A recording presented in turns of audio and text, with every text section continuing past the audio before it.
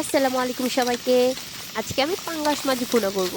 কড়াইতে তেল দিয়ে দিলাম পেঁয়াজ আর কাঁচামরিচ। তারপর পেঁয়াজগুলোকে একেবারে ব্রাউন করে ভেজে নেব।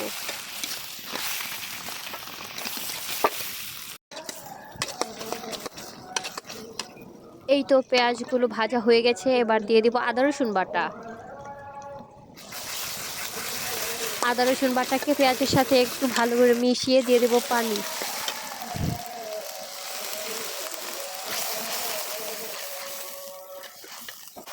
এবার দিয়ে দিলাম লবণ, হলুদ, মরিচ, ধনিয়া গুঁড়া, জিরে গুঁড়া। তারপর দিয়ে দিব কেটে রাখা টমেটো। এবার মশলাটাকে ভালো করে কষিয়ে নেব।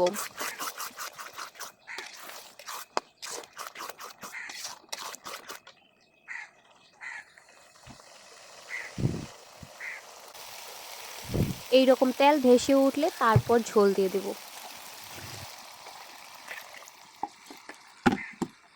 আর এই তো মাছগুলো আমি আগেই ভেজে নিয়েছি, দেখে কিন্তু বোঝাই যাবে না যে এটা পাঙ্গাস মাছ।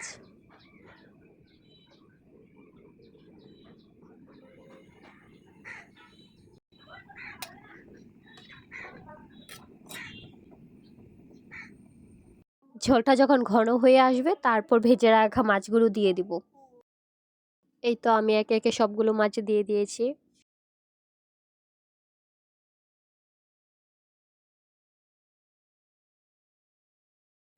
এবার অল্প কয়েকটা পেঁয়াজ কলি চিকন চিকন করে কেটে উপর দিয়ে দিয়েছি। এবার 4টা কাঁচামরিচ দিয়ে দিলাম।